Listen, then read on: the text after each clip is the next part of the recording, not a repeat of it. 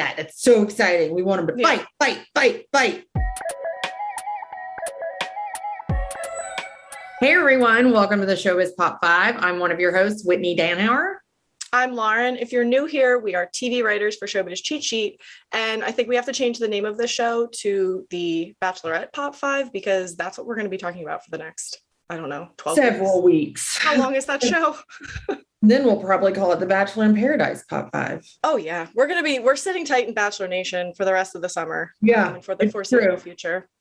But this week, we want to talk about 5 WTF moments from the season 19 premiere episode. We do. It was a doozy. It was a doozy. And after a 4-month hiatus, that's when Clayton's season ended and we took 4 months off.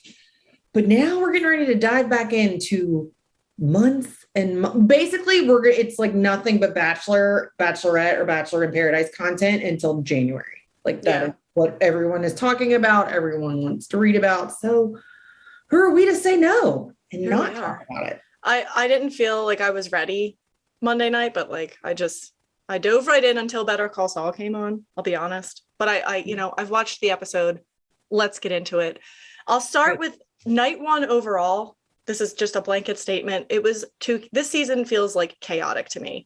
There were too many men, 32, I think they said in total. And you could tell Gabby and Rachel were just like, they were lost. I was lost. They gave them no instructions. Absolutely none. I don't think they know what they're doing. They just said, run free, ladies. Yeah. And the men showed up and they were like, oh no. And then they even asked Jesse what to do. And he was just kind of like, Well, and I feel like Gabby captured the night perfectly. Like she just was ferociously nodding her head, on a pivoting swivel situation, just trying to understand who am I to be listening to, speaking to right now.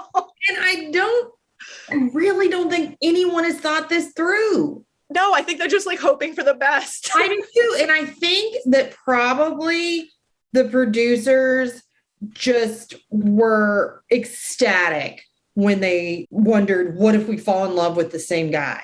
And I feel like two of the producers high-fived behind the camera and we're like, that's the best we can hope for. We didn't even think of that. It's so exciting. We want them to fight, fight, fight, fight. So it also feels like they're just they're running out of gimmicks to pull to keep people interested. So they threw out this we have 2 Bachelorettes concept. Tune in every week to see how this plays out. But it's never going to play out. Because nobody knows what they're doing. The guys didn't know. The girls didn't know. Jesse didn't know. Yeah. It sounded like the producers knew. So yeah, I don't know. It feels chaotic. Feels chaotic. Wow. There we go. Feels just in tune. Okay. Feels chaotic. I thought the first night, gotta be honest here, I thought it sucked, in my opinion. I've seen better. Yeah. And to be honest, I am historically more inclined to watch The Bachelor versus The Bachelorette because I feel as though the women, now, if you're looking at this from a romantic standpoint, they shouldn't do this. But I think the women competing for the man are very in tune with where the camera is and what they need to do to be in, get their time in the spotlight, and that then they can further pursue other opportunities. And I'm not knocking it. It makes me laugh. So, but I think that the guys are genuinely kind of just there. And I'm sure that there are some that are looking for other, to further their fame or 15 minutes or whatever you want to call it. Right. Well, that's the other thing too, with having so many men, it's there's no standouts at this point, whether that be one that's going to go all the way or one that's going to be the villain. I mean, if you read Reality Steve spoilers, what's going to happen, but the chaos of the 32 men didn't give anybody really a chance to shine, in my opinion. No, I didn't think so either. But actually, I was reading that this isn't the season with the most men. Now, maybe it's the most brought in at one time, but I believe it was Tayshia and was it? Oh, Claire. Yeah, Tayshia and Claire had more men. But I don't know if they brought them in separately because that was a weird season in general. I forget what happened with that, but. Yeah. So anyways, I want to talk about the man who showed up on a horse with no shirt on, and he was on a white steed. And he looked like I think one of the women said he looks like he came off of a Harlequin romance novel. All I can see is Vaughn from Community, where so that was my first thought when I saw him, Vaughn from Community. And then did you notice how oily and shiny he was? I want to know what they used to slick him up with, and two, whose job was that? Whose job was it to put it on him? And whose job was it to clean up the upholstery afterwards? Because all I could think when he hugged them, his name is Jacob, and all I could think that when Jacob hugged them was all the oil that was getting on their beautiful dresses. And I was like, that's not going to come out. That's ruined. No.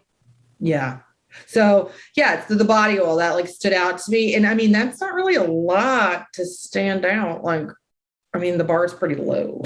Yeah, I want to know if he came up with that idea himself. Like, because obviously some of these guys come in with these like pitches, and most of the time it's like the team behind The Bachelor picking one of their fun facts and being like, oh, you should walk in with a meatball sandwich. Or we knew it. Did we not call it? You did call it, obviously. If you didn't see our previous top five discussing the men on The Bachelorette, please go look at it, because Lauren and I called it, and we knew that his entrance would be involving meatballs. You'd be a fool not to. Yeah.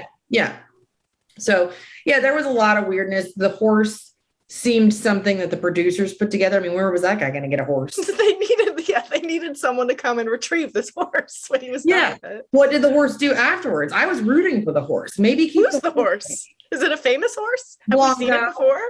His name was Blanco. That's all I know. Yeah. For real? I'm pretty sure that's what they called him. Oh, did they address the horse? I missed that. Yes. I'm pretty sure his name was Blanco. If not, let me know in the comments. Okay. Okay. The other thing I wanted to bring up, and this is important to me. They always have casting calls for whatever season that they're going to do next. And they're normally like sweet, like, are you looking for love? Like, sign up to be on The Bachelor, sign up to be on The Bachelorette. Not this time. You get a voiceover of Jesse Palmer, and I quote, your boyfriend's a loser. Everybody knows it.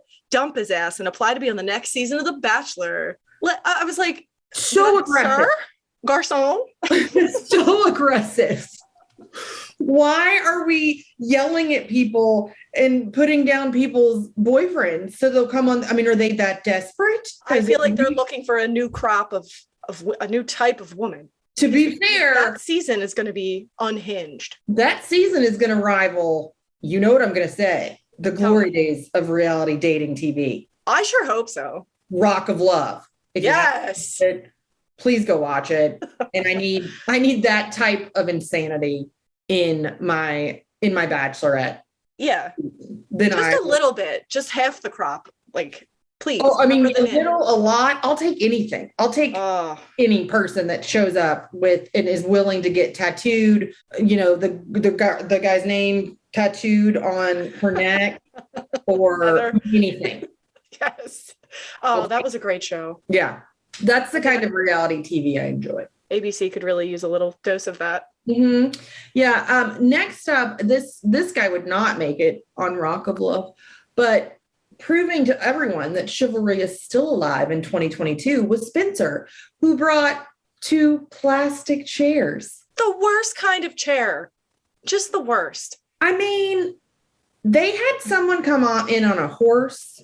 I'd rather sit on the horse. Yes. They had an entire children's choir, and this guy pulls out 2 plastic fold-out chairs and is like, here, ladies, rest your feet a minute. Like, they weren't even the good ones, like the good ones that don't bend when you sit in them. There was no padding. They were the kind that they break really easy, but you feel really fat if you do break them and you're sitting in them. This happened to me once or twice. And I don't want to talk about it. Yeah, don't bring it up. That's why I was so triggered by those plastic chairs. Spencer, we need to do better. Yeah, do better, buddy. Well, okay, you kind of hinted at this, but my last WTF moment of the night was multiple entrances. Any entrance that kind of referenced Clayton and slandered his good name. I mean, I use good name loosely, but my God. They couldn't stop talking about him. It was so aggressive. And like, you could tell like Gabby and Rachel were kind of like, I wish somebody would stop They talking they about Clayton. addressed it. Yeah. They both said it to the camera. They were saying, we get it. Like the guys want to like make it known that they've seen our season or we know what's going to happen, but please stop bringing up Clayton. Yeah, like we know he's the whole reason this season is happening. He did the whole group breakup with Gabby and Rachel in his season. It was all anybody talked about. All of Echoes. 4 months. But he has come out since, and like I did kind of feel bad for the guy. I mean, I feel bad for anybody on these shows because you're putting yourself in this social situation that's a social experiment. Anyway, he came out after the show and like talked about these thousands of hate messages that he got. He went to therapy. He's still like living with the persona that like he and the show created because let's be honest, there's people behind the scenes pulling the strings for I need to talk to anybody that thinks that this is legitimately real. Actually real. Yeah, it's not. There's many, I could reference many books. Amy Kaufman's book, Bachelor Nation, is fantastic. A fantastic, just exposes everything. Okay, but I want to read this quote from Clayton. He told this outlet, The Virginian Pilot, quote, I had to live with the fact that my narrative is what was shown, and that was hard because that's not really who I am.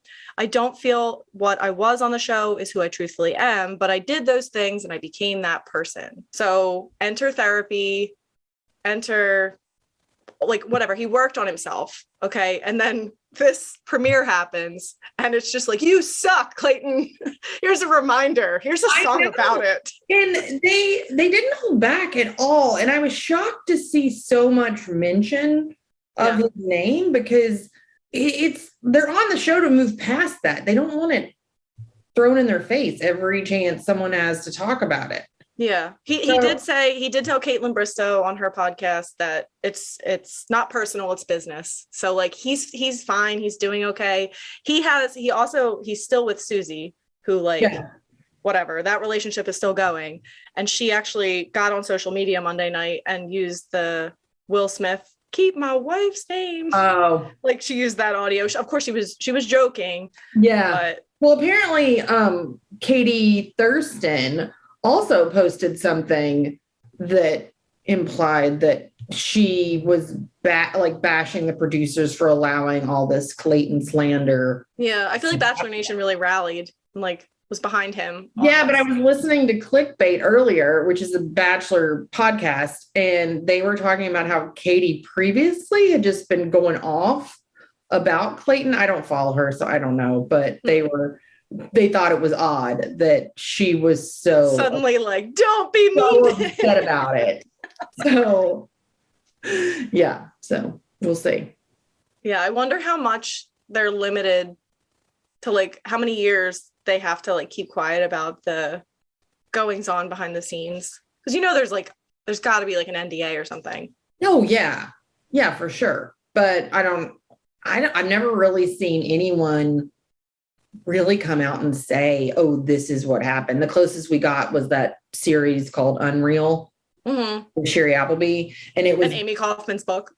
yeah. And it was based on a former producer made Unreal, I believe. Yeah. They're a former producer on The Bachelor. Okay. People that, enjoy it. I'm not like trying to gatekeep anyone from enjoying The Bachelor or The Bachelorette, but the situations are very manufactured / set up.